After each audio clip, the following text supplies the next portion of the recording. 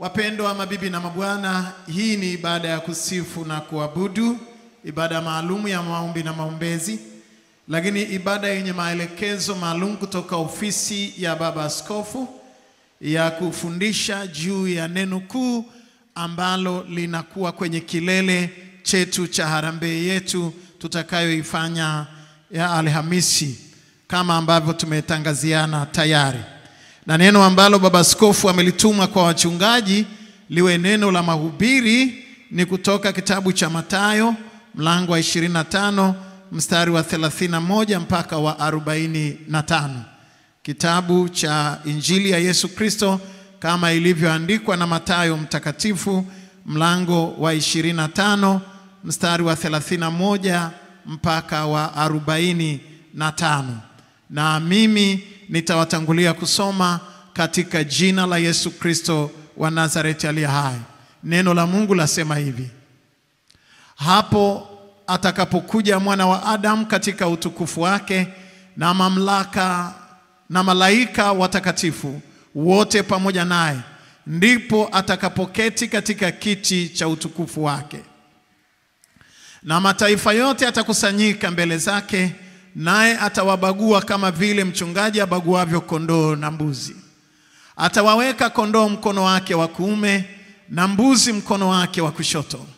Kisha mfalme atawaambia wale walioko mkono wake wa kuume, njooni mliobarikiwa na Baba yangu, urithini ufalme mliowekewa tayari tangu kuumbwa ulimwengu. Kwa maana nalikuwa na njaa mkanipa chakula, nalikuwa na kiu mkaninyesha, nalikuwa mgeni mkanikaribisha, nalikuwa uchi mkanivika, nalikuwa mgonjwa mkaja kunitazama, nalikuwa kifungoni mkanijilia. Ndipo wenye haki watakapomjibu wakisema, Bwana, ni lini tulipokuona una njaa tukakulisha, au una kiu tukakunywesha? Tena ni lini tulipokuona mgeni tukakukaribisha, au uchi tukakuvika? Ni lini tena tulipokuona mgonjwa au kifungoni tukakujia? Na mfalme atajibu akiwaambia, amin nawaambia, kadiri mlivyotendea mojawapo wa hao ndugu zangu walio wadogo, mlinitendea mimi. Kisha atawaambia wale walioko mkono wake wa kushoto, ondokeni kwangu mliolaaniwa, kwenda katika moto wa milele aliowekewa tayari Ibilisi na malaika zake. Kwa maana nalikuwa na njaa msinipe chakula, nalikuwa na kiu msininyweshe, nalikuwa mgeni msinikaribishe, nalikuwa uchi msinivike, nalikuwa mgonjwa na kifungoni msije kunitazama. Ndipo hao pia watajibu wakisema, Bwana, ni lini tulipokuona wewe una njaa au una kiu au mgeni au uchi au mgonjwa au kifungoni tusikuhudumie? Naye atawajibu akisema, amin nawaambia, kadiri msivyowatendea mojawapo wa hao walio wadogo, hamkunitendea mimi. Amen. Na hili ndio neno la Mungu. Tutulie tuombe. Mungu Mwenyezi, saa imefika na sasa ipo, ujitwalie utukufu. Ulitukuze jina la Yesu Kristo katikati yetu na kumwadhimisha Roho Mtakatifu. Useme na kanisa lako waziwazi, wala usinyamaze. Na libarikiwe jina lako sasa na daima, kwa jina la Baba na Mwana na Roho Mtakatifu. Sema nasi kwa lugha ya nyumbani kwetu. Amen. Wapendwa, tumekuwa na maono makubwa ya ujenzi wa kituo chetu cha udiakonia ambacho tunajenga kule Bagamoyo, Lutheran Diaconic Center Bagamoyo, na tunakuwa na kilele. Hii wiki ni wiki ya kilele cha harambee, na hapa tunagusa maisha ya watoto wanaozaliwa na ulemavu wa afya ya akili, wakiwa na shida ya ulemavu wa akili, usonji, autism. Na watoto hawa takwimu zinaonyesha Ni almost watoto 22,000 kwa mwaka wanaozaliwa na tatizo hili Tanzania, kwa wale waliorekodiwa kwa rekodi za hospitali kulingana na takwimu za Wizara ya Afya. Na sisi tumeona vyema kwamba tujenge kituo chenye uwezo wa kulelea angalau watoto 500 watakaolelewa katika hicho kituo. Moja, watoto hawa wapate nafasi maalum ya wao kuweza kujitegemea, lakini pia 2, wazazi ambao wana watoto hawa au walezi ambao wana watoto hawa waweze kupata mahali pa kupeleka watoto hawa waangaliwe, na wao waweze kufanya kazi za kuzalisha kwa ajili ya maendeleo ya familia na mkate na riziki za kila siku za familia. Kwa sababu hiyo, Baba Askofu ametuelekeza wachungaji wote kuhubiri somo hili ambalo na yeye amekuwa mnenaji akitumia vyombo vyetu vya Upendo Media katika kutoa hotuba na mahubiri na mafundisho mbalimbali katika hamasa. Kwa hiyo katika dayosisi yetu ya Mashariki na Pwani leo hatutumii neno la kalenda la kanisa la Kiinjili kama ilivyo kawaida, lakini tutatumia yale maelekezo ambayo Baba Askofu ametuma kwetu. Wapendwa, ni habari ya final judgment, hukumu ya mwisho. Hukumu ya mwisho haitokani na watu ambao watahukumiwa kwamba nilikuwa mchungaji au nilikuwa askofu au nilikuwa padri au nilikuwa sister au nilikuwa mwimbaji wa kwaya kuu au nilikuwa mwinjilisti au nilikuwa mzee wa kanisa au nilikuwa muumini wa usharika wa Kijitonyama. La hasha. Hukumu ya mwisho inatokana na matendo ya mtu aliyotenda. Na kama ningeulizwa, nataka kufanya presentation fupi hapa, mahubiri mafupi ya verse hizi ambazo tumesoma, au maandiko haya ambayo tumesoma, na hubiri kichwa kinachosema matendo yako yatakufuata. Matendo yako yatakufuata. Matendo yako yatakufuata. Uwe na hakika, with no doubt, matendo yako yatakufuata hapa na matendo yako yatakufuata baadaye. Yakiwa mema yatakufuata na yakiwa mabaya pia yatakufuata. Matendo yako yatakufuata. Tunazo hoja za kifalsafa na kitheolojia mbalimbali. Katika maandiko haya tuna hoja za kifalsafa na za kitheolojia ambazo tutaziangalia, na hapa nitaangalia hoja 7 tu kwa haraka. Ziko nyingi, lakini mimi kama mfalsafa na mtheolojia nimeziweza kusummarize tu angalau tu discuss 7. Kwanza, matendo yana tabia ya kumfuata mtu hapa duniani na mbinguni au kuzimu. Matendo yana tabia ya kumfuata mtu hapa duniani na mbinguni. Na unaweza ukasema, mchungaji, unamaanisha nini? Katika kitabu cha Ufunuo ule mlango wa 14 na 13, Ufunuo 14 mstari wa 13, Biblia inasema hivi: nikasikia sauti kutoka mbinguni ikisema, andika, heri wafu wafao katika Bwana tangu sasa, naam, asema Roho, wapate kupumzika baada ya taabu zao, kwa kuwa matendo yao yafuatana nao. Kwa kuwa matendo yao yafuatana nao.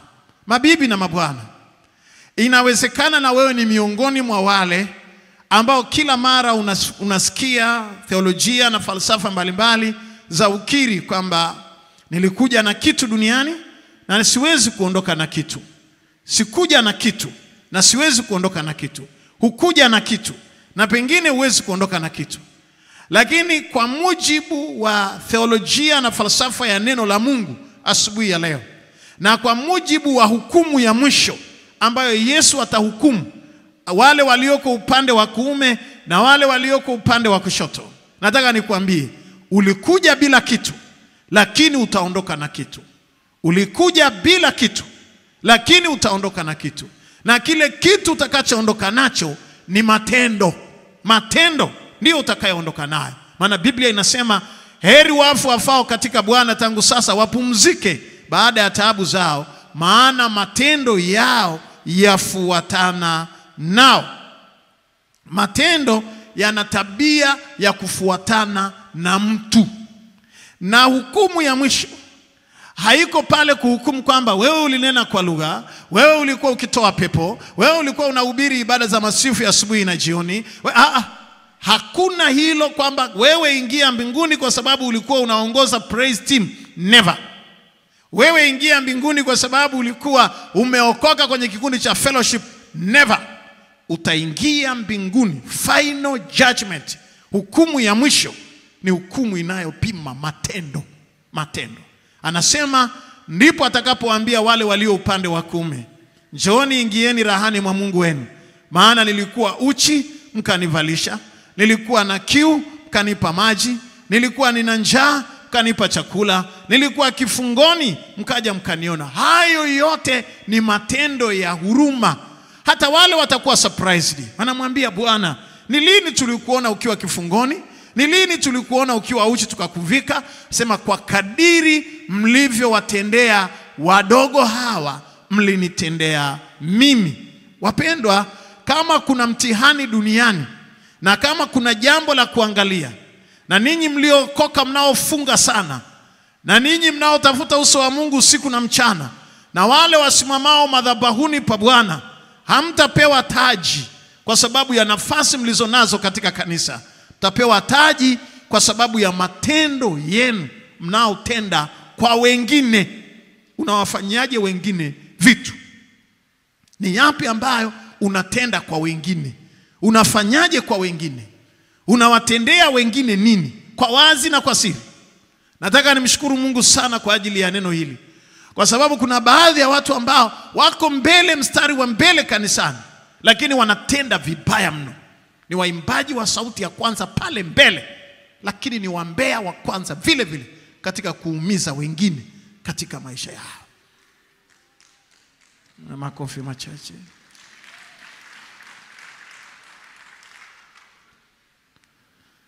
Kuna watu wanasimama hata kwenye madhabahu, lakini wana maumivu na kutenda mabaya kwa wazi au kwa siri na kuumiza maisha ya watu. Wapo watu leo wanameza dawa za sukari, pressure, wanabadilisha damu. Wengine wamelazwa hospitalini, wana preparation ya operation za figo kwa sababu ya matendo mabaya waliotendewa na watu. Na watu wenyewe ama wanavaa makanzu kama mimi, ama wana mamlaka, ama ni watu ambao ni wazee wa kanisa, kanisani wako mstari wa mbele, lakini huko kazini wanayotendea watu, only God knows. Ni Wakristo wenye majina fulani, lakini huko kazini wanayofanyia watu, paka mtu mwingine akaniambia, hivi na fulani anasali kwako mchungaji? Ndiye aliyesimama kunifukuza kazi. Nikakaa nyumbani alikaa nyumbani miaka 3 na miezi 7. Inatafutwa kosa, halipatikani. Alafu baadaye management imeketi, imejaribu kumtia hatiani, imeshindikana. Akaja mkurugenzi mpya, akamrudisha kazini, akamlipa na masurufu ya miaka 3 na miezi 7. Alafu akaenda akajenga Mbezi Beach. Nikamwambia, ulikuwa hujafukuzwa kazi, ulikuwa unawekewa akiba. Matendo, lakini ilimpa pressure. Alikuwa anatumia dawa that time. Paka tumekaa naye kwenye counseling. Kuna vichaa wanaokota makaratasi barabarani, wanaongea peke yao, wamesababishwa na watu. Matendo. Mtu anakufanyia kitu, akili inahama. Alafu ukimwangalia ni huyu, unazimia. Kuna wengine hamjazimia mkaanguka, kuna wengine mmezimia, mishipa imezimia ndani, nywele zimezimia, nyingine upepo ukipita kipara hicho hapo kina upepo, nywele zinaondoka zenyewe. Lazima hata nimevumilia muda mrefu tangu umeumbwa na Mungu, lakini kwa hili unalopitia, hebu niache mwenzangu, mimi nitangulia kaburini. Huyo. Kuna wengine ambao wamepoteza miguu, sukari, kidonda, miguu, mikono, viungo. Mguu umekaa, umeoza, mguu unasema niache, kama unaendelea kuishi, niruhusu mimi nitangulie kaburini. Mguu unakatwa, aondoka. Matendo. Kama haujawahi kutendewa jambo baya na binadamu, endelea kuomba sala ya Baba yetu kila mara. Usinitie majaribuni, uniokoe na yule mwovu. Tumewahi kuona watu wanaotenda matendo mabaya bila kujali huyu mtu ana mke, ana mume, ana watoto, ana maisha, ana wazee wanaomtegemea kijijini, ana wazazi waliomsomesha, pengine ni mtoto wa mjane, amemsomesha mtoto wake kwa chenchi ya sanda na chenchi ya jeneza la baba yake. Na wewe umepewa pale, yuko chini yako. Kazi yako ni kuchora na kalamu tu kwenye faili lake, ni kuchora matendo mabaya ya siri. Na Biblia imesema ole wake mtu yule ampigae ndugu yake kwa siri. Watu wengi wanaoumiza watu hawataki hata wajulikane kama ni wao wamefanya. Lakini Biblia inasema jambo lolote lililofanyika chini ya giza nene, Mungu ataliweka peupe na litaonekana na litajulikana. Wewe kazana kutengeneza fitina sirini, maana unajua hata wachawi hawapendagi waonekane. Hata kumjua kwa rangi ya nguo hapendi. Ndio maana akija kuanga wanavua nguo. Usije ukaona kitenge chake ukakifananisha cha kwaya. Haya, lazima avue hizo nguo zote, asiweke pembeni. Hataki ushahidi. Maana yake anajua namna anavyofanya mambo ya kuumiza na matendo ya gizani.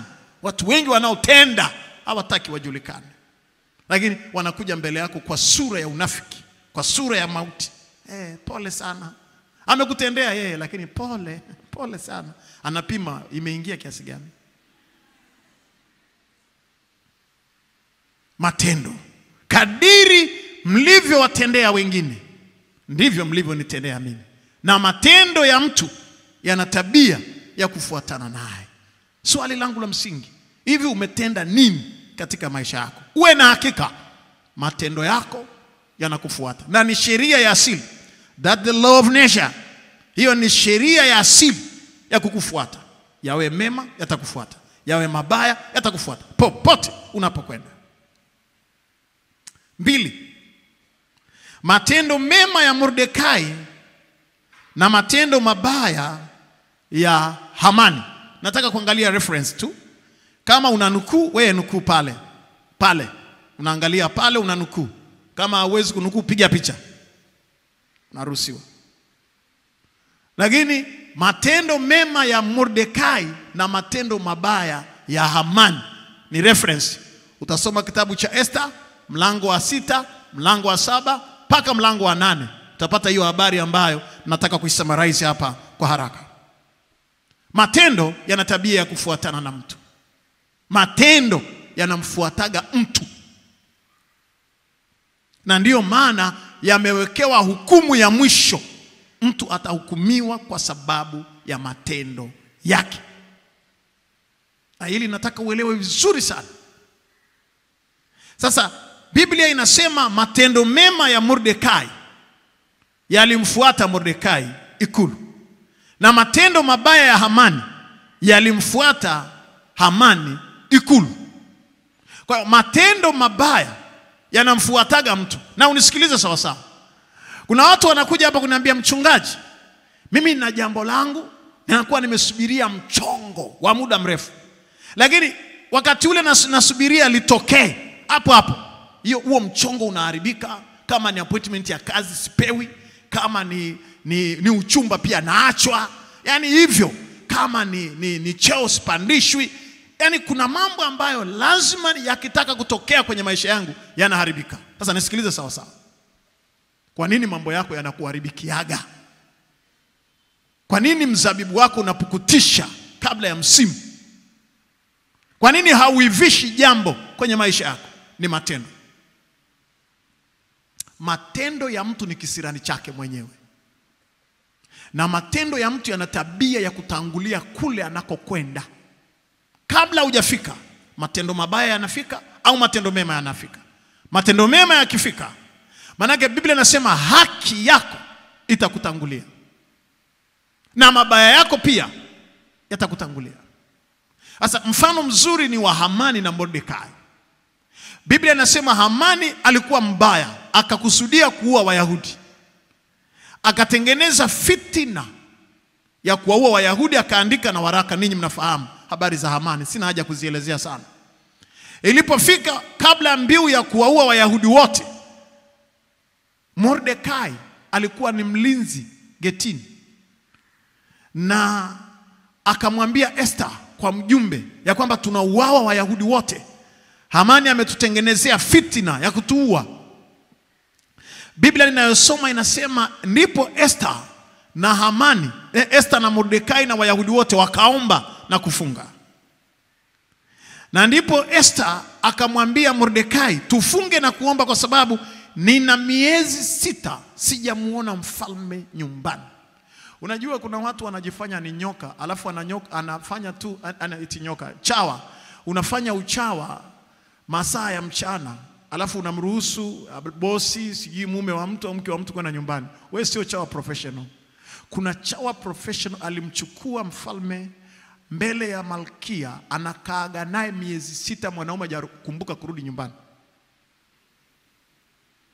Ni kumsifia, ni kumtengenezea kahawa, mchai, yani hivyo. Miezi 6 hajakumbuka nyumbani. Mkewe anasema mimi sijamuona nyumbani mwezi wa 6. Kuna chawa professional marehemu waliokufa, hao waliobakia ni kama masazo tu. Sasa wakafunga wakaomba. Mordekai akamwambia Esther, usiposimama katika zamu yako, Mungu atatuokoa kwa njia nyingine, lakini wewe hautakuwa salama. Biblia ninayosoma inaniambia Esther akatengeneza chakula, akamwalika Hamani na mfalme. Wakaja nyumbani ikulu, wakala chakula siku ya kwanza. Mfalme akamuuliza Esther, unataka nini mama? Hata nusu ya ufalme nitakupa. Esther akamwambia, haja ya moyo wangu ni hii, kesho tena mje kwenye pati na mfalme. Akaja Hamani kwenye sherehe. Siku ile ya 3 Hamani akaenda akamwambia mke wake, nimeenda kwenye pati na nimekaribishwa na Esther, lakini mtu mbaya, nilipokuwa natoka getini kuna mtu amenichefua na ile hamu ya chakula ikakata ghafla nilipomuona tu hivi. Mtu mbaya, mtu mkashadeni, ambaye akikuona unacheka yeye analia, akikuona unatabasamu yeye ananuna, akiona una furaha yeye anakwenda kwenye msiba, wewe ukiwa na msiba anapiga vigelegele. Kuna ngoma za namna hiyo hapa duniani, na zimewekwa upande wa kushoto wa Mungu.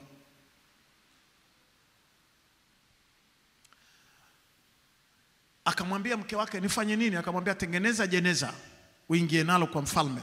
Pale kwenye Biblia amesema tengeneza msalaba, lakini kimsingi ni jeneza la kumzika. Unatengenezea mtu jeneza akiwa hai, alafu uombe kibali kwa mfalme, au wawe kwanza asubuhi na mapema, alafu ili uingie kwenye karamu ya mfalme ukiwa na raha, ukiwa na furaha, ukiwa na appetite. Kumbe kuna watu ambao wewe ukiwa una msiba uko makaburini anapata appetite, viumbe vya ajabu duniani. Yani ukiwa na mazishi kwake ni raha. Biashara inapokufa kwako, unapokuwa na madeni, nyumba imewekewa tangazo la kuuzwa pale, watu wengine wanapiga vigelegele. Kumbe wapo watu wa namna hiyo, akina Hamani. Ngoja nikwambie, badilika tu kuanzia leo, uokoke tu, kwa sababu mabaya yatakufuata. Nilishahubiri hapa kwenye wakati wa Kwaresma. Kwa kuwa wewe hukuchukia aibu, aibu itakufuata. Kwa kuwa hukuchukia aibu ya mtu, kwa kuwa hukuchukia kufilisika kwa mtu, kufilisika kutakufuata. Kwa kuwa hukuchukia mtoto wa mtu alipozalia nyumbani wa wifi yako ukashangilia, uwe na hakika wakwako wote watazalia pale pale nyumbani. Kwa kuwa hukuchukia aibu, aibu itakufuata. Kwa kuwa hukuchukia damu, damu itakufuata. Kwa kuwa hukuchukia mauti, mauti itakufuata. Kwa kuwa hukuchukia mtu anaponyanyaswa, kunyanyasika kutakufuata. Kwa kuwa hukuchukia mtu anapochafuliwa jina, jina lako litachafuka. Mungu ataruhusu ikufuate. Kwa kuwa matendo ya mtu yanafuatana na mtu. Hicho ndicho kitu wasichokijua wanadamu. Unabakia kumangamanga, utaenda kwa waganga, utachanja huo mgongo, utakuwa kama chekecheke ya kahawa kule ya Wachaga Moshi. But nothing done. Utazunguka makanisa yote na ubatizo wa kila aina, lakini nothing done. Haman, mabaya yake yakatangulia ikulu. Mordekai, mazuri yake yakatangulia ikulu. Matendo yana tabia ya kufuatana na mtu, na huwa yanawahi. Yani una interview, ukifika kwenye interview, niangalie sawa sawa, macho ubao. Ukifika kwenye interview, pale panel imeketi kwenye interview ya World Bank, benki kuu, BOT, zile kule kwenye hela ndiko nakuwa kupeleka. Mashirika ya kimataifa, interview ya visa ya Marekani. Si ndiko mnazotakaga nyinyi? Kwenye tenda, una submit tenda ya billions of money. Ukiwa pale kwenye panel, kinachotanguliaga pale ni matendo yako kabla wewe hujafika. Wewe njoo na suti zako, njoo na nywele zako umejipamba vizuri, kabla hujafika kwenye interview, matendo yako yanakuwa yameshafika pale, yanawahidi. Mpigieni Bwana makofi wale ambao mnaelewa. Haleluya. Kwa hiyo unapofika kwenye interview, matendo yako yako pale tayari. Sasa Hamani ametengeneza jeneza, anaomba hati ya kumua Mordekai. Ameamka alfajiri na mapema, lakini matendo ya Mordekai, asema maana matendo yao yafuatana nao, yakawa yamefika mapema kabla ya Hamani. Usiku mfalme hakupata usingizi. Wakampigia santuri, akasema hapana. Wakampa mvinyo, akasema sisikii raha ya kulala, sisikii usingizi, nileteeni kitabu cha taarifa. Kumbe kulikuwa kuna kitabu cha taarifa,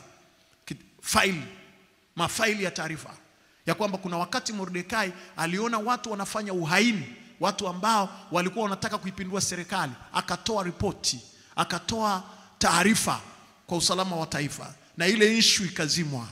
Fitina ya kuipindua serikali ikazimwa.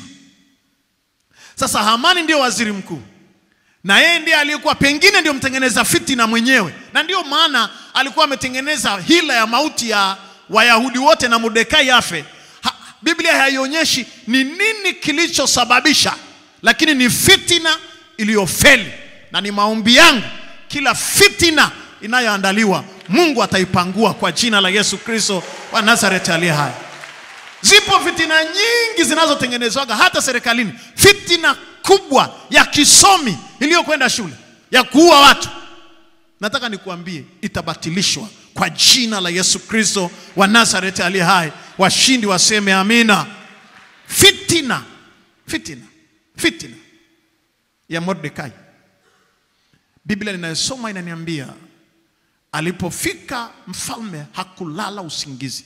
Akauliza kitabu, akakuta kuna mahali ambako Mordekai aliwahi kufanya kazi nzuri ya usalama wa taifa na hakuwahi kupewa heshima. Akauliza apewe nini huyu mtu? Amewahi kupewa heshima? Akasema hapana mfalme. Hamani alikuwa ameficha faili la mtu kupandishwa cheo. Huko kazini faili limechafuliwa, limewekwa kule masijala, linaendelea kusonga kupotea. Linapotezwa ili haki yako isionekane. Never. Matendo ya mtu yatafuatana naye. Matendo yako yatafuatana na wewe. Don't worry. Akaambiwa hakuna mtu, hakuna kitu alichowahi kufanyiwa. Maskini amedhulumiwa kwa miaka, aliyemfanyia hivi akaingia na jeneza na karatasi ya hati ya mauti ya Mordekai. Kumbe haki ya Mordekai imetangulia kabla ya fitina ya Hamani. Ni maombi yangu, haki yako itakutangulia. Just relax. Just relax. Na kuambia mimi ni mchungaji wako. Haijalishi una fitina imesukwa ya kiwango gani, ya kiwango kipi, haki yako itakutangulia. Sema amina, halafu mpigie Bwana makofi mengi. Haleluya. Hamani anaingia, matendo yake nayo yameshatangulia. Uzuri ndio huo, matendo ya mtu yanatangulia. Mfalme akauliza nani yuko hewani? Akasema Hamani. Ambia muiteni Hamani. Hamani yeye anafikiri amekuja kuomba hati ya kumuua Mordekai. Huyu anategemea, mimi nakwambia huko duniani jamani, tukipishana huko barabarani kila mtu akienda kwenye riziki zake. kuna wanaoenda kuua na kuna walioandikiwa kufa, lakini ahimidiwe Mungu anayetuokoa na kila kitu usicho. Oh my God, oh my God, oh my God. Sasa Biblia inasema Hamani alipoingia akaambiwa, haya, kuna mtu ambaye mfalme anataka kumheshimu. Mfalme anamwambia Hamani, pendekeza vitu ambavyo afanyiwe kwa heshima. Akapendekeza mpaka mwisho wa sanduku. Akajiuliza, kama jana tumekuwa na Esther na Malkia, hivi ni kitu gani kilichobaki? Akajipendekezea, akasema, kwanza mfalme, mavazi yake ya kifalme yanayojulikana sana, ambayo mfalme huvaa mara kwa mara, yale mavazi ya serikali, mavazi ya maana, avalishwe. Pili, farasi, gari ile ya maana ambayo mfalme anaitumia, aendeshwe nayo. Halafu avalishwe pete, halafu avalishwe mkufu, halafu atafutwe mtu mstahiki atakayepiga debe njia nzima akisema mtu huyu mfalme amemheshimu. Asipewe mtu wa chini, apewe mtu wa juu anayeheshimika. Yeye atembee kwa mguu ili yule mtu aonekane ameheshimiwa. Matendo yametangulia. Matendo yakitangulia mahali kule Moshi, tunasema adui yako anakuwa amekula naliye kimanganu. Najua kimanganu nini? Ameonja, amelamba usembe, anaongea hovyo.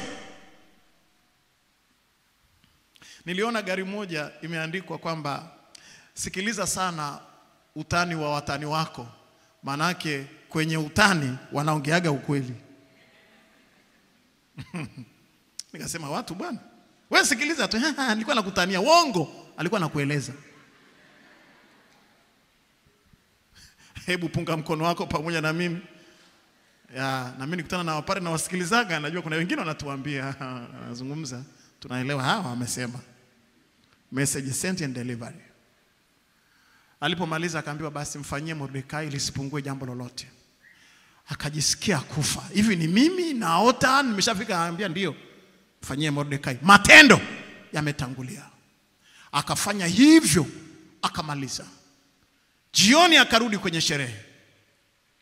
Aliporudi kwenye sherehe, mfalme akamuuliza sasa, na ilikuwa last day, siku ya mwisho, Esther mama, unataka nikutendee nini? Nikamwambia, ni huyu Hamani, mtaabishaji na muuaji. Matendo yake yamewasili. Ghafla binvu, waja leo, waondoka leo, tanga leo, waja leo na raha leo. Matendo yake akafika pale ghafla. Akati anajitetea, mfalme akamwambia, tena umeonyesha kutokuwa na adabu kwa mke wangu, umemkosea. Mfalme akaghadhibika, akaugeuza uso, akasema, muondoeni hapa Hamani. Akaondolewa, amefungwa sanda nyeusi. Jeneza lile alilokuwa amenunua kwa ajili ya kumuulia Mordekai, akauawa yeye. Watu wawili, ikulu moja, mfalme mmoja, matendo yao yalifuatana nao. Matendo yana tabia ya kumfuata mtu. Matendo yana tabia ya kufuata mtu. Siku zote za maisha yako ukiangalia nyuma, usione kivuli peke yake, ona na matendo yako, manake yanakufuata. Usione kivuli peke yake, ona na matendo yako, maana yanakufuata. Umetenda mema au umetenda mabaya. Na kwenye final judgment, siku ya hukumu ya mwisho, Yesu atahukumu kulingana na matendo ambayo watu wametenda. Mordekai akawa mfalme, Hamani akafa, akaisha, akaondoka, kwa maana mshahara wa dhambi ni mauti. Mabibi na mabwana, matendo ya mtu yanafuatana naye. Hoja ya tatu, nataka kuangalia kidogo juu ya matendo yanavyoweza kuponya familia. Matendo mema ya Rahabu, matendo mema ya Rahabu kahaba, matendo mema ya Rahabu kahaba yaliponya familia yake. Kisoma kitabu cha Joshua mlango wa 2 na mlango wa 6, utaona matendo mema ya Rahabu kahaba yaliponya familia yake, yaliponya familia yake. Na pale tunaangalia mambo yanayotarajiwa kufa hayatakufa kwenye maisha ya kwako. ukitenda matendo mema, mambo yanayotarajiwa kufa hayatakufa. Yaani kuna mambo ambayo kabisa watu wanasema haya yanaishia hapa, lakini hayatakufa kwa sababu ya matendo mema. Naona kuna watu bado wanaandika Adamu, unaenda spidi kweli. Nasema matendo mema ya Rahabu kahaba yaliponya familia yake. Katika kitabu cha Yoshua hicho nilichosoma, ukisoma mlango wa 2 na mlango wa 6, hiyo ni homework ukasome nyumbani. Lakini falsafa tunayoangalia pale, mambo yanayotarajiwa kufa hayatakufa kwenye familia. Yule Rahabu kahaba alifanya matendo mema ya kuwalisha wapelelezi wa Kiisraeli walipoenda kuipeleleza nchi. Na mwisho wakaapizana kwa kamba nyekundu, wakaweka agano ya kwamba takapokuja kuvunja ukuta wa Jericho, wewe hatutakutendea jambo baya na nyumba yako. Na yule kahaba akawaambia, semeni pamoja nami ya kwamba mtamtunza na baba yangu na mama yangu na ndugu zangu. Wakasema that is good. Wakati Joshua alipokuja kuvunja ukuta wa Jericho na kuiangamiza Jericho mpaka misingi yake, nyumba ya yule Rahabu kahaba peke yake na wazazi wake na watu wa nyumba yake, ni wao tu peke yao waliopona. Lakini wengine wote, the rest, walikufa nchi nzima isipokuwa familia ya Rahabu kahaba. Kuna familia zina survive mpaka leo kwa sababu ya matendo mema aliyofanya bibi yako. Yaani una wengine hata hapa mjini nikikuangalia umepaki gari pale, ni matendo mema ya bibi yako, na unayaharibu kwa matendo mabaya. Unahatia kila saa, unapatasi, unatoboa zile baraka, unatoboa zile blessings kwa kutenda mabaya. Kuna wengine ambao mnatembelea matendo mema ya babu zenu, matendo mema ya mama, matendo mema yaliyofanyika. Ngoja nikuambie, kuna familia moja ya marafiki zangu, ndugu yao alipata brain tumor, uvimbe kwenye ubongo, na ikadhihirika ni kansa ya ubongo. Na operation yake India. Wakaenda hospitali, wakapewa gharama sijui milioni 300 na ngapi. Wakiangalia pale, ndugu yao ana hiyo brain tumor, ana kansa ya ubongo, na wamepewa hiyo faili kwamba hapa lazima muende India na gharama zake ni hizi. Wakazunguka kitanda cha ndugu yao, wakaimba pambio, kwa nini wataka kungoja, kufa kwako ni karibu, uvutwi moyoni ndugu. Kwa maana ni maskini, na huyu mtu kichwa kimeshavimba, ana mateso, anapata degedege, anazimia kila baada ya dakika chache. Wakamwangalia wakasema, sisi tunaenda kujiandaa na msiba. Wakalia kilio cha msiba. Na kile kilio cha msiba, profesa mmoja anapita kwenye kordo akawakuta wanalia, ndugu wote wanalia, na mgonjwa naye analia. Akawasindikiza kwenye kilio naye, kwa sababu alikuwa na matatizo ya kuzimia, akazimika hospitalini. Wameambizana, sasa hakuna tena matumaini, hatuna uwezo wa kumtibu huyu mtu. Yule profesa akawauliza, mmeambiwa nini? Akasema, tunapaswa kwenda India, hatuna fedha na vitu kama hivyo. Akawauliza swali la pili, mnatoka familia gani? Mnatoka mkoa gani? Akasema, mnatoka familia ipi? Alipoangalia, unajua kuna watu wanafananaga pua, na watu wanafanana na uso. Sasa mbona mnafanana na fulani? Huyo fulani alikuwa ni advocate. Mbona mnafanana na advocate fulani? Akasema, ndio, sisi ni ndugu zake kabisa. Nani? Ni baba yetu mkubwa. Akasema, mimi nilikuwa nasoma Makerere Uganda, alikuwa anakuja kumuona mdogo wake fulani, akamtaja, tumesoma naye, classmate wangu. Mimi nikasoma udaktari, yeye akasoma sheria. Lakini alikuwa anakuja kutuona chuoni wakati ule, na nguo niliyovaa, suti ya kwanza niliyovaa alinunulia. Na maisha niliyoishi chuoni, mimi nilikuwa nimetokea Umasaini, ni mtoto wa Kimasai. Sikuaga na mtu ananifuata chuoni, nilisoma Makerere Uganda siku zote mpaka nikamaliza miaka yote ya degree yangu. Lakini huyu baba yenu mnayesema ni baba mkubwa alikuwa anakuja kumuona mdogo wake na amenunulia nguo, amenunulia saa ya kwanza. Yani mimi maisha yangu siwezi kumsahau. Unfortunately tulipotezana, sikuwahi kujua yuko wapi. Kama ni ninyi ambao ni ndugu zake, nataka niombe tu nirudie vipimo kwa upya, nijiridhishe. Lakini huko India mnakokwenda anapasuaga ubongo ni mie.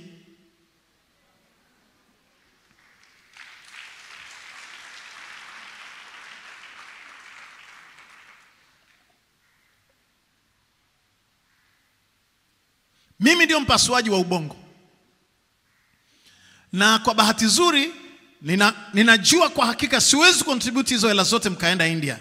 Lakini nataka kwanza nifanye vipimo nijiridhishe, halafu nitakwenda India, halafu nitarudi nione kitu ambacho nitakifanya kwa ajili yenu. Huwezi kuamini, aliwasaidia wakafanya ile operation, tena ikafanikiwa na yule jamaa akapona.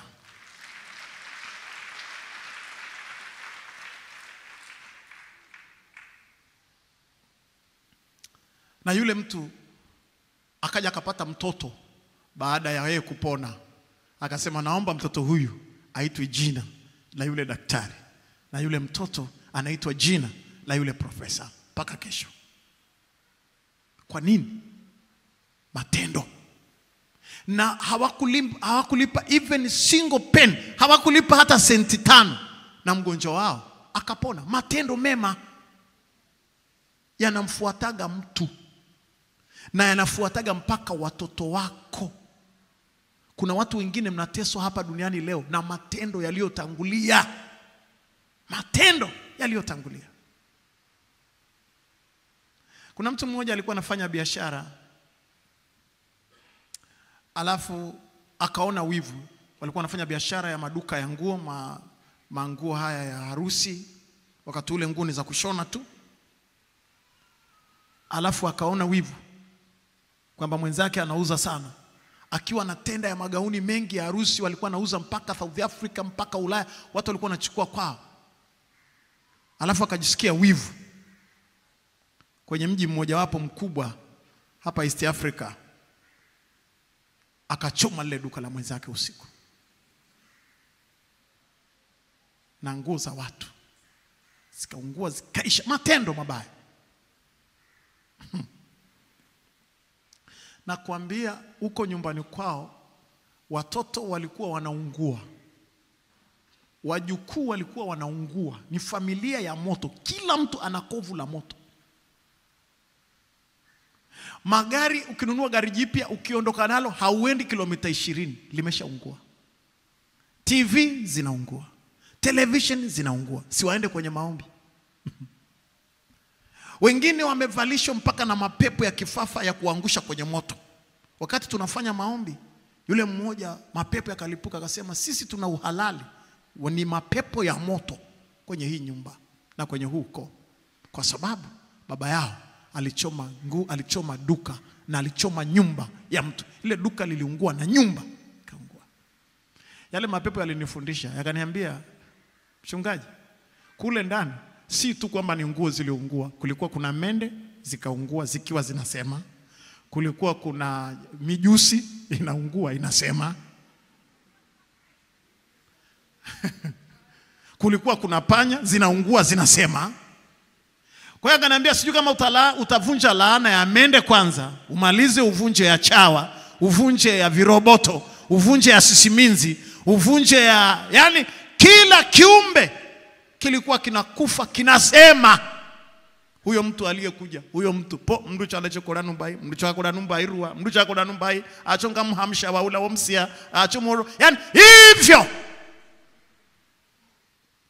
Yani mjusi analaani Mungu. Huyo mtu aliyekuja kuchoma hii nyumba, wewe unamjua.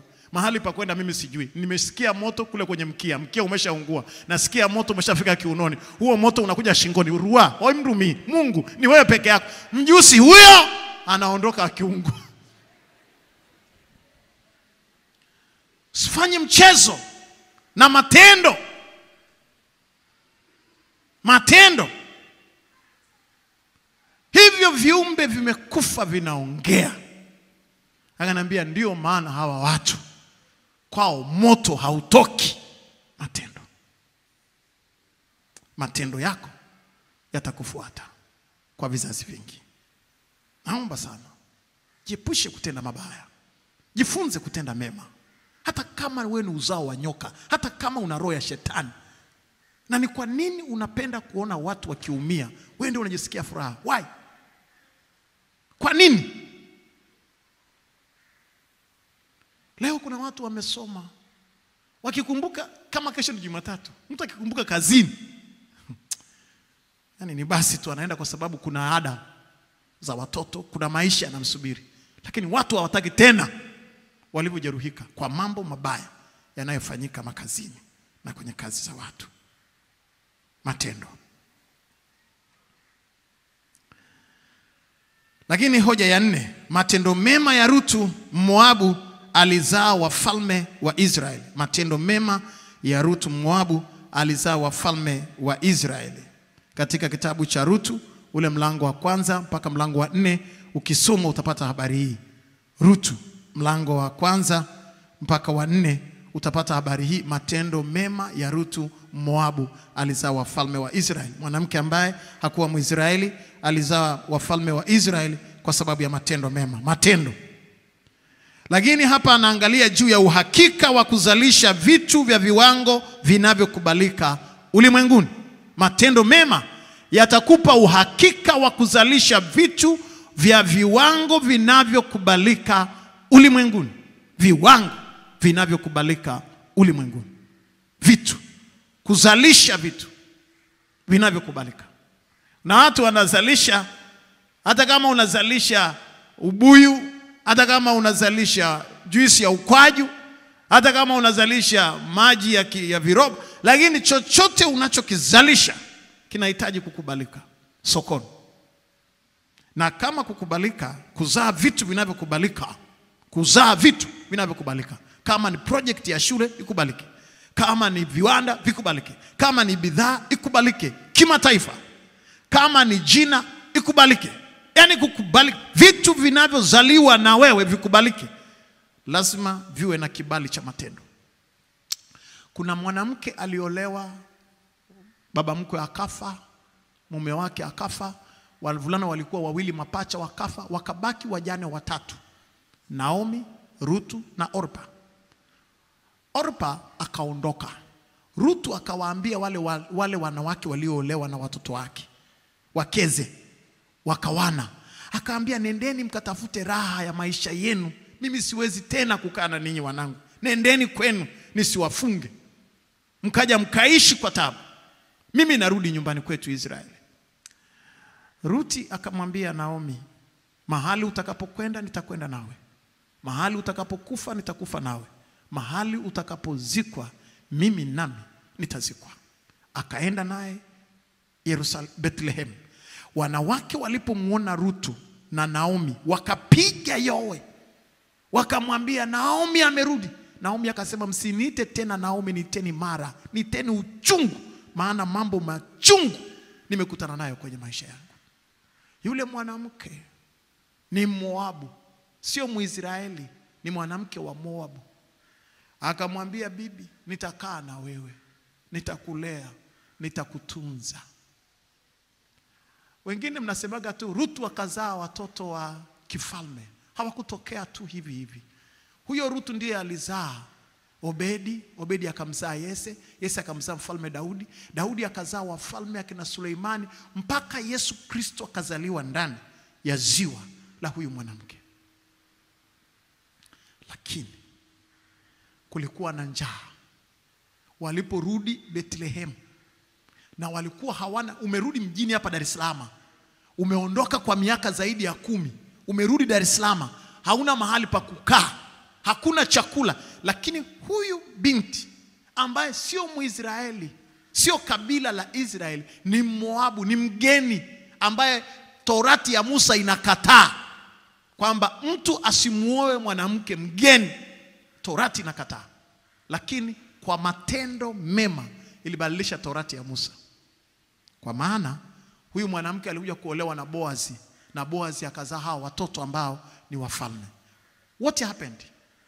Huyo mama alikuwa na tendo jema. Kuna njaa, hakuna chakula, anaenda sokoni, anaokota maharage.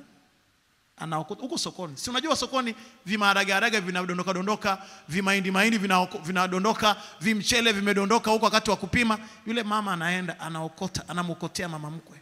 Anaokota mama. Akienda shambani, shamba limevunwa, anaenda huyo. Matendo mema. Even Hana anaenda kwenye mashamba yaliyovunwa, anatafuta masazo kwenye mashamba, anamlelea mama mkwe. Ambao kuna mabinti leo wana masters degree, ni wazuri kama wanavyoonekana, wamesoma, wana maisha, lakini wanamuona mama mkwe kisirani. Mama mkwe aliyekuzalia mume, unaendesha gari, unakaa kwenye nyumba ya thamani, mama mkwe anakujaga mara moja kwa mwaka, hakudisturb, lakini unasubiria siku yake ya kufa aondoke kisirani huyo. Na wewe una mtoto wako wa kiume anaitwa Junior, subiri. Subiri Junior. Nekwe ndiye songa. Atakuletea mimi sijui songa ni kitu gani. Yaani atakuletea dude litakujia. Kwa sababu apandacho mtu ndicho atakachovuna. Nikimaliza hapa, tuma message ya kujipendekeza. Mama, sija kusalimia siku nyingi mamangu, na usipofanya wafa. Ni akiba umeweka dada yangu. Matendo mema ni akiba, na matendo mabaya ni akiba. Unawezaje? Kuna mwingine anamwambia mume wake, "Dia, mama yako nikimwangalia sura yake, macho yake hivi nikimwangalia, mekundu hivyo, ni mchawi." Na kwa sababu wanaume sisi wanaitikaga tu. Kwani Samsoni aliambiwa nini? Samsoni aliambiwa wazi, imeandikwa kwenye Biblia, "Niambie asili ya nguvu zako ni nini, ili ufungwe na uteswe." Hivi mtu akishakwambia ufungwe uteswe, utasubutu tena kusema? Lakini ile Samsoni akasema, ni hizi nywele Yesu. Wanaume, yani ushaambiwa kabisa kwamba Dalila alimwambia black and white, ufanywe nini ili nguvu zako ziishe, alafu ukamatwe, uteswe na kutobolewa macho. Akasema, nyoa hizi nywele. Wasoro pombaka apawo ngeke manya kindochi moja komba chambare havuruko mtonga Yesu po. Sielewi ni kitu gani kinachoharibu brain kiasi hicho. Kwa kweli sielewi. Hii ni siri ya Mungu. Na yule akiambiwa kumbe mama yake macho ni mekundu kwa sababu alimlelea kwenye moshi. Leo unapikia gesi na kucha za bandia.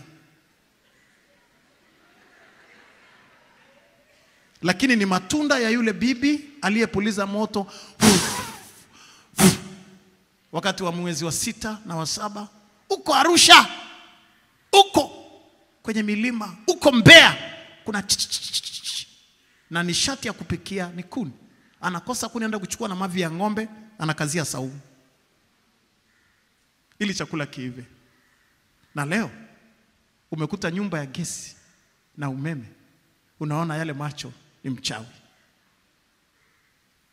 Na yule anakuambia, hata mimi nikikaa usiku kuna saa nyingine ananifinyaga. Na wanaume wakati mwingine hatusemi kweli, tunamtia moyo tu, sababu tumeambiwa ishini na wake zenu kwa akili. Kwa hiyo ni akili tu tunatumiaga kukuridhisha. Hata mimi nikiangalia kuna wakati usiku, ili usiondoke, usubirie junior wako akue ya kufikie.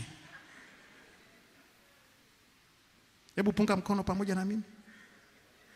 Haupangagi safari kwenda kumuona mama mkwe, haumjui, hauna mpango naye, ni mchawi akakuzalia mume.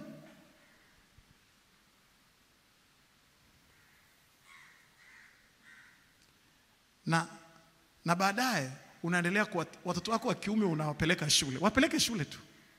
Kwa sababu kile ulichopanda ndicho utakachovuna, maana matendo yako yatafuatana na wewe daima. Jipendekeze tu hata kwa unafiki. Peleka na kitenge cha Mbagala. Hata ukiona uchungu sana, tafuta kile ambacho ulipewa zawadi. Fungasha, mpelekee tu, atapokea, atatematema mate. Mungu mbariki. Hivyo tu. Lakini nimekaa ofisini mchunga jana, nimeona jinsi ambavyo mabinti wadogo walioolewa leo wanafundishanaga chuoni, saluni, mtaani, ofisini. Na mwingine akamwambia mwenzake, mimi najisikia raha mwenzangu, nilikuta wa kwangu ameshakufaga. Haya matatizo unanieleza, mimi siyajui. Nilikuta wa kwangu ashakufa, namshukuru Mungu nilimkuta amekufa. Yaani akikuta kaburi anamshukuru Mungu. Kweli? Wanaitwa rambo. Marambo. Haya, nimeambiwa kumbe mama mkwe siku hizi wanaitwa marambo eti. Yaani ni marambo ya kubebea vitu. Unabeba vitu vya mtoto. Si tu mabinti peke yao na wavulana. Kama umeoa mtoto wa mtu, mjue baba mkwe yupo. Baba wa huyo binti uliyemuoa yupo, mama wa huyo binti yupo. Wakumbuke wazazi. Alafu kuna mabinti ambao wamezaliwa, wamesomeshwa, wana contribute much financially nyumbani kwako. Halafu wewe mara ya mwisho kuongea na baba mkwe na mama mkwe, wala kuwatumia nusu kilo ya mchele haipo. Unatawala hela za watu. Alafu una binti yako pale manka. Binti yangu uko beautiful, sawa, ataolewa, ataenda, ataokana na dude kuliko wewe. Utakaa usikie salamu kutoka kwake, utaamini.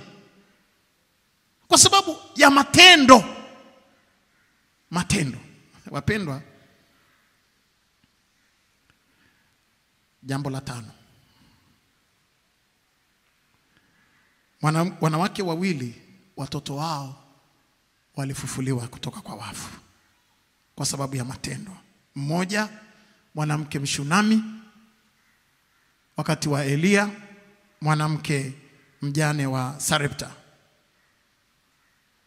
Mama mjane wa Sarepta wakati wa nabii Elia, lakini pia mama Mshunami wakati wa Elisha.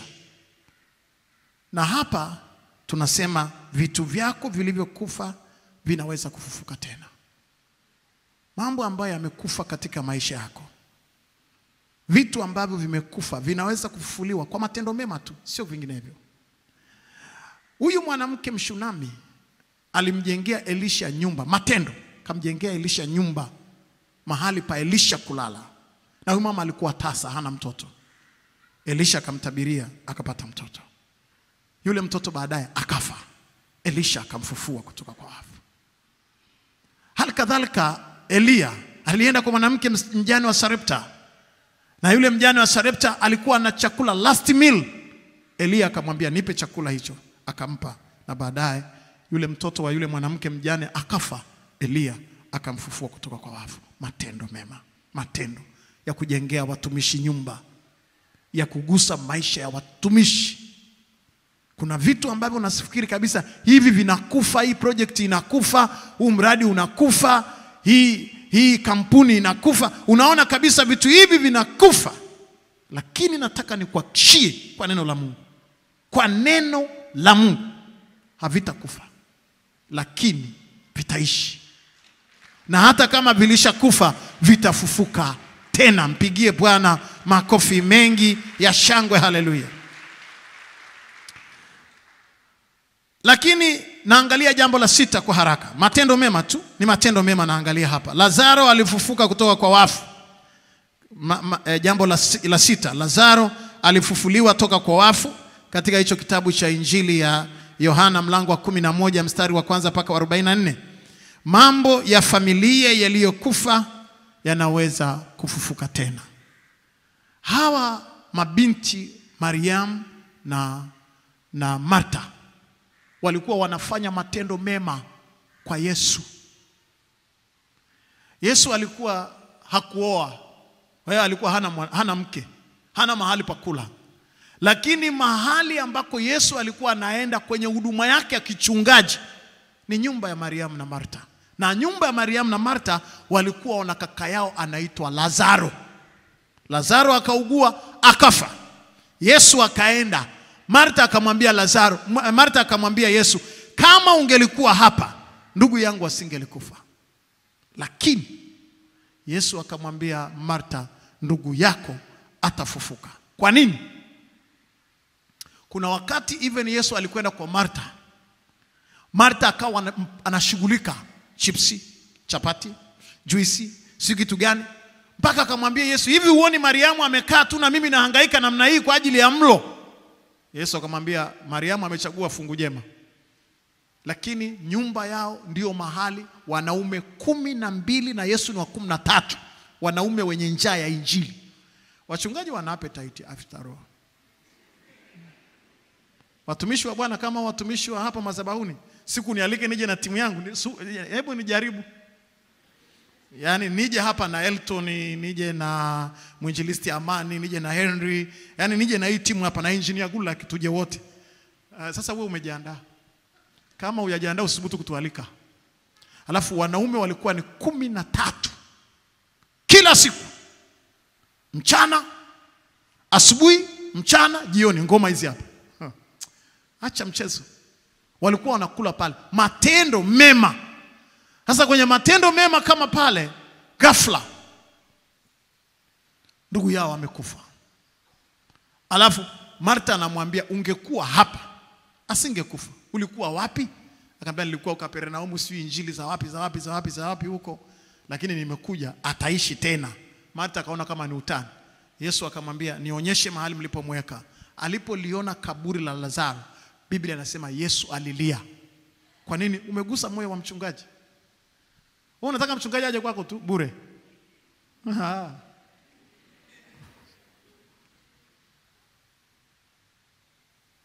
Matendo. Yesu akaenda kaburini, akaambia liondoeni jiwe, akamfufua Lazaro kutoka kwa wafu. Moja ya vitu ambavyo viligusa maisha ya Yesu ni matendo ya wao wadada kumpikia chakula na kumsaidia. Kuna watu wanakujaga kanisani na kuondoka. Hawajui mchungaji, hawajui mchungaji Ana, hawajui mwinjilisti Bigoe, hawajui injilisti hapa, ila wanataka ibada kama hivi, wahubiriwe, waombewe, waje na kuondoka. Hawajui kwamba kuna na mtoto wa mchungaji anasoma, kwamba na watoto wa wachungaji nao wanasomaga, wanahitaji ada. Don't mind. Wao ni pokea, napokea. Mwambili yalo. Mopokea sana. Pokenyi.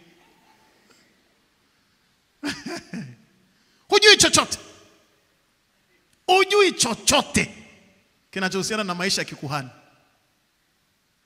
Unaweza ukasubiri sana kanisani na kufundisha kama mchungaji wako. Jua mchungaji wako. Jua tu mchungaji wako anahitaji nini. Unaenda China unarudi, unaenda China unarudi. Ni kwamba hujui kama kuna suti au mchungaji wako havagi suti, au hata havai viatu. Yaani hana hata pochi. Siku hizi mnamuona ameanza tena amekuwa anasuka na mtindo. Huwezi kulipia mtindo unaofuata. Hebu simama mchungaji wa kuone bwana, mtindo wako umependeza siku hizi. Mnaonaje ule mtindo pale kwanza pale kichwani? Pigeni makofi yanayoeleweka. Yaani hamwezi kulipa mtindo unaosema mchungaji, mtindo unaofuata mimi nalipa. Huwezi. Subiri sana. Wanasubiri sasa iti mpaka nyie nisitamke mengine hapa mkaa kujikuta mmebeba laana. Ngoja niishi hapa. Mnasubiri nini? Tupeni vitu tukiwa na meno ya kula tule kabla hatujaa vibegoyo. Mnakuja kutupa lini kwa mfano? Wakati wa Christmas unampelekeaga mchungaji nini? Wakati wa Pasaka unampelekeaga mchungaji nini? Katikati ya hizi siku ni nini ulishai kutoa kwa ajili ya mchungaji? Unataka ubarikiwe tu. Kuna mambo mengine yatachelewa kwako. Kuna mengine anakufa na hayatainuka milele. Kama Lazaro angekufa na kuisha, lakini kwa matendo ya dada zake Lazaro alifufuliwa kutoka kwa wafu. Yesu alienda nyumba kwa nyumba mpaka kaburini. Yesu anaenda kaburini. Kwa nini? Anajua katika huduma yangu ya kichungaji nimetendewa jambo hili. Kuna wachungaji wanawaombea, kuna wachungaji wanahubiri, kuna wachungaji wanafundisha, kuna wachungaji wamehangaika kuwaombea sana usiku na mchana. Na unajua kabisa hata hii gari ninayoendesha ni mchungaji aliniombea. Nyumba ninayolala ni mchungaji amenisaidia nikafikia hapa. Wengine mko Ulaya, wengine mko Marekani, wengine mko China, wengine si mko wapi. Mimi natoa tu mfano mdogo tu. Wiki iliyopita kuna kijana mmoja anasoma PhD yake China. Akanipigia simu.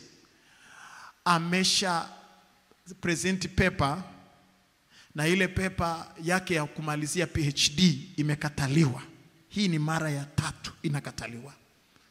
Maprofesa wengine wameungana hapo, wamesaisha, wamekuwa chini ya kiwango. Na sasa alikuwa anajiandaa kurudi akiwa amevunjika moyo. Ili aondoke China, akanipigia simu. Mchungaji, mimi naondoka narudi nyumbani. Nafikiri ni balala huko kwetu. Nimejitahidi mpaka hapa. Analia ni kijana wa kiume. Analia kabisa kwa machozi mengi. Kwa bahati nzuri nikamsikiliza mpaka mwisho. Nikamwambia kwani hakuna tena? Akanambia hakuna tena. Kuna moja tu hapo ambayo actually haina nguvu sana, nimeapili lakini haina nguvu tena. Paka hapa mimi inabidi tena kabisa nirudie tena karibu miaka 3. Na nimeshindwa kabisa, nimekata tamaa, ufadhili umeishia hapa, scholarship imeishia hapa, kila kitu. Yaani mchungaji narudi na aibu. Nikamwambia neno moja kwenye simu. Wewe ni PhD holder. Na jambo la pili nikamwambia hiyo ulio ya pili ninaiombea Mungu akuinulia watu watakao kutetea. Jua la haki lenye kuponya katika mbawa zake likuzuki. Na utarudi hapa ukiwa na PhD. Ngoja nikuombee. Nikamuombea kwenye simu. Nikaomba. Nikamaliza. Nikamwambia basi pokea mbaraka wa Bwana. Nikambariki. Nikamwambia nakusubiri hapa, wewe ni dokta fulani. Nikamtamkia ile daktari. Mimi ndio wa kwanza kumtamkia kwa daktari. Wiki 3 zikapita. Baadaye kule aliko wa pili wakarudisha majibu. Jana natoka posta kwenye kikao, nasikia ananipigia simu. Ananiambia mchungaji, sasa mimi ni daktari. Nimeenda, ile imejibu, nimefaulu, tena nimepewa ufaulu wa ajabu. Oh mchungaji, ninashangaa. Ninamshangaa. Akawa anashangilia jana. Sasa ole wake sasa arudi na PhD apokee mshahara, alafu aniache hapa hivi. Ndio ataona cha mtemako.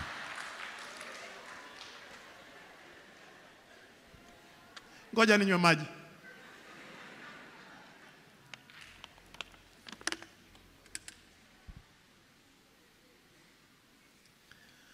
Hamwezi kubarikiwa mlete magari hapa, yabarikiwe muondoke nayo. Magari mengine mnaletaga hapa hata sadaka hamtoi. Tunawabarikia kwa sababu baraka ni bure. Lakini hivi ukumbuke hata kutoa sadaka. Mchungaji ulihubiri, Mungu akanifungua, nikafanya biashara, nimekuletea gari, bariki. Na bariki unamaliza, nenda ndio kwa amani. Haya, naondoka na amani. Ukumbuki mchungaji wako. Kuna na siku nyingine uende useme hili la kwangu sawa mchungaji, na mimi nitakuletea jingine. Mnakuwa na magari, mnaondoka nayo yote, uwanja mzima heka 2 zimejaa magari. Mchungaji akimaliza ibada anaondoka na bodaboda. Kweli jamani? Mna majumba mpaka apartment. Alafu kuna wainjilisti amestaafu, mwinjilisti Bigoy, nyumba yake haijapigwa plaster. Tuna shughuli yake leo. Hamkumbuki watumishi waliowatumikia. Mna nyumba mpaka apartment, lakini wale wanaowahubiria madhabahuni hamkumbuki hata siku moja. Yesu alimfufua Lazaro kutoka kwa wafu kwa sababu ya matendo mema. What they did, dada yake walichokifanya hakikusahaulika. Lazaro akafufuliwa. Na walikuwa wanamwambia wazi, wanazungumza. Kuna wengine wanasikuja kama mchungaji ana, unifahamu? Mimi niko nakaaga pale, nani atakufahamu kama uleti sadaka ya uso kwa uso? Nani atakakufahamu? Eti utafahamu wangapi? Watu 6,000. Mimi na watu 1,000 ngapi? Nikihubiri kama hivi baada ya dakika 5, leo mpaka jioni nakuta nimeshafikia watu 25,000. Baada ya wiki moja na watu 100,000. Sasa wewe nakaka pale mbele. Pale mbele unakaga. Nakujua. Hatujawahi kukutana uso kwa uso tukafahamiana. Na sisi kanisani tuulize kitambulisho cha NIDA, tunauliza sadaka. Yaani nikwambie tu. Vitambulisho vya NIDA na passport mtaulizwa airport huko. Lakini una kitu gani ulishamtoa kwa mchungaji? Mimi nasikia roho akiniambia nisubiri hapo kidogo. Maana kuna watu ambao Mnaona kama wachungaji, wewe kazi yako sasa ni kuja kunyoosha vidole tu wakati wa mkutano mkuu. Tunataka kujua hiyo buku 500 hapo ilitumikaje? Tunataka kujua hiyo 2000 hapo ilitumikaje? Ndio kazi mkutano mkuu. Nataka kujua. Nataka kujua nini?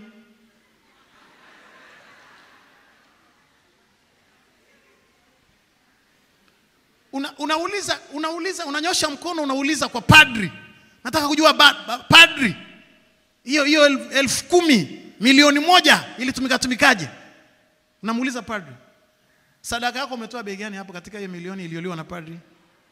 Jero, buku. Alafu unamuuliza padri au unamuuliza sister. Sister ametoa sadaka ya watoto. Idadi ya watoto wako ulionao ndio wale masista wangekuwa na watoto na wao. Wametoa sadaka, hawana watoto, ili walelee watoto wetu hapa uliowaona hapa. Alafu wewe ni kunyosha kidole. Kuna unamuuliza padri. Padri aliyetoa maisha yake sadaka madhabahuni, maisha yake sadaka. Unakuja kumuuliza sadaka ya jero uliotoa mwaka juzi. Na wengine wale wanaoulizaga maswali wala si wanaotoaga sadaka hata. Wala ni wazandiki tu.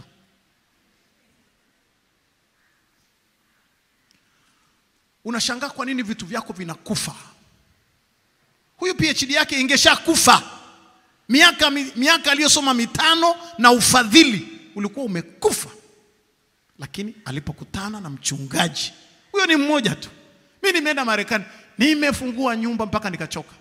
Inaziweka wakfu. Fungua hii, fungua huko. Fungua. Nikauliza, hivi amniulizi hata mimi kama najenga jamani kule kwetu Moshi au Kilimanjaro au kule Dar es Salaam? Amuulize hata mchungaji una site gani? Nikuletea hata mchanga trip moja. Hata boksi moja la tiles. Mnafikiri nakaa pangoni? Ngambia nje. Kwani nikiwaambia mtanifanya nini? Manake nimewasubiri. Hivi mchungaji ana ukisubiri muda mrefu alafu usipoona, si useme kabla hujafa. Sasa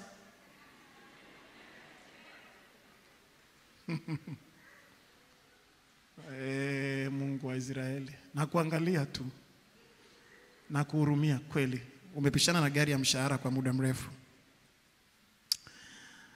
Lakini Dorcas alifufuliwa kutoka kwa wafu kwa sababu ya kujaa matendo mema na sadaka ya kutengeneza maisha ya mara nyingine. Jambo la 7 na la mwisho. Dorcas alifufuliwa kutoka kwa wafu kwa sababu ya matendo mema, na alifufuliwa kwa sababu ya kujaa matendo mema na sadaka alizozitoa. Sadaka alizozitoa. Kujaa matendo mema na sadaka kunatengeneza maisha mara nyingine tena. Worldwide survivors. Na hapa ndipo napoishia. Kujaa matendo mema na sadaka kunatengeneza maisha ya mara nyingine tena. Huku duniani kuishi tuishi once. Kuna watu tunasema ni worldwide survivors. Kuna makampuni ambayo hata kwenye pandemic wamesurvive. Hata itokee mauti, hata kutokee hali mbaya ya kiuchumi, wana survive. Ni kwa sababu ya matendo mema. Na Dorcas alikuwa ana biashara ya nguo, na alikuwa akitoa sadaka kwa ajili ya watumishi, kuvalisha watumishi nguo. Alipokufa wakabeba zile kanzu, si ndio? Sema wakabeba zile kanzu, wakamuonyesha Petro, wakamwambia huyu anakufaje? Worldwide survivors. Akainuliwa kutoka kwa wafu, akasurvive. Wapendwa mabibi na mabwana, sijawahi kujua kwamba hivi ni kwa nini biashara yako inatakiwa kubakia isife. Nilishukuru sana, kuna jambo Dr. Macha aliongea hapa juzi. Tulipokuwa tunanunua meza za upendo, akamuita Vincent Limo, akamuita na Kejo, akaambia ninyi Mungu amewaamini kuwapa fedha, ila mkikataa Mungu anaweza kuinua mwingine, kwa sababu mawe msipoimba ninyi Mungu atainua mawe. Unajua kuna watu ambao Mungu amewapa vitu, lakini mmekatalia hivyo vitu. Hata tulipotangaza tunajenga diakonia center, mahali pa kusaidia watoto. Kuna mtu hajajigusa tangu matangazo yanatangazwa. Yuko hapa, wengine wako ughaibuni, wengine wako Ulaya, wengine wako Marekani. Hivyo ni vya mchungaji Kimaro. Hawajigusagi na vitu vya kanisani. Hawajigusi na vitu vya kanisani. Sasa Mungu kuinua watu wengine wapya ni dakika. Msipoimba ninyi, mawe yataimba. Yani Mungu kuleta mtu mwingine mpya kabisa from nowhere, Mungu anaweza.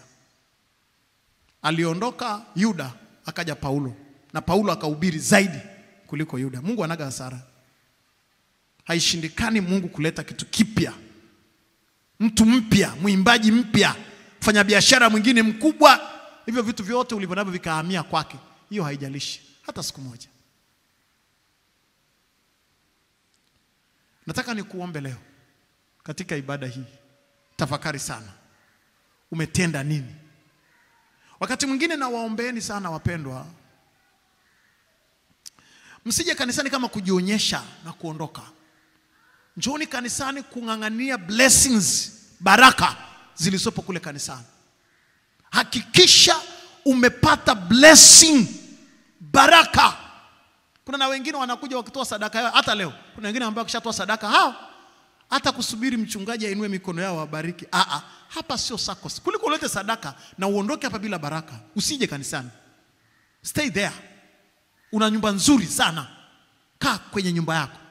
Lakini ukija kanisani, hakikisha zile blessings unazipata kwenye maisha yako. Mchungaji Ana, ninaamini tangu leo huko ofisini kwako kutakuwa na foleni ya pochi. Wewe unanigawiaga chache huko.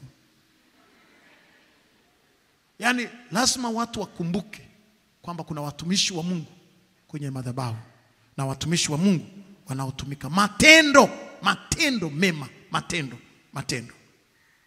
Simama kwa miguu yako.